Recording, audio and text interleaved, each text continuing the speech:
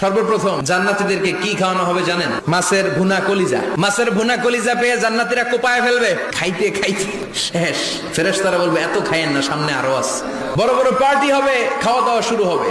এবার কলিজা ধুইয়া জান্নাতীরা কোপানো শুরু করবে পাখির ভুনা গোশত। সুবহানাল্লাহ পড়ে। একটার চেয়ে আরেকটা সুস্বাদু। জান্নাতীরা জান্নাতে যখন ফলমূল খাবে, ফলমূলগুলো যখন তাদের কমন পড়ে যাবে, তারা বলবে আল্লাহ এই কমন ফল দিলেন কেন? জান্নাতীদেরকে কমলা দিলে জান্নাতীরা বলবে কমলা দিছেন কেন? কমলা তো দুনিয়ায় খাইছি। কলা দিবে, তো কলা দিছেন কেন? কলা তো দুনিয়ায় খেয়েছি। আল্লাহ বলবেন এই কলা দুনিয়ার কলার মতো না। দুনিয়ার কলার ছোলা ফেলে দিতে হয়, বিচি ফেলে দিতে হয়, পাতা ফেলে দিতে হয়। জান্নাতের ছোলা ফালা লাগবে না। ছোলা খাও, ছোলা আরো মজা। খাবারের পর্ব শেষ, এবার ড্রিঙ্কস এন্ড বেভারেজ। 4 ধরনের শরাব থাকবে আপনাদের জন্য। নাম্বার 1 মিনারেল ওয়াটার, বিশুদ্ধ পানি। নাম্বার 2 দুধের ঝর্ণা। নাম্বার 3 মধুর ঝর্ণা। নাম্বার 4 মদের ঝর্ণা। প্রাণ ভরে জান্নাতীরা এই মদ পান করবে। দুনিয়াতে মদ খাওয়া আমাদের জন্য হারাম। আমরা দুনিয়াতে মদ খাবো না, জান্নাতে যে খাবো কোপায়া।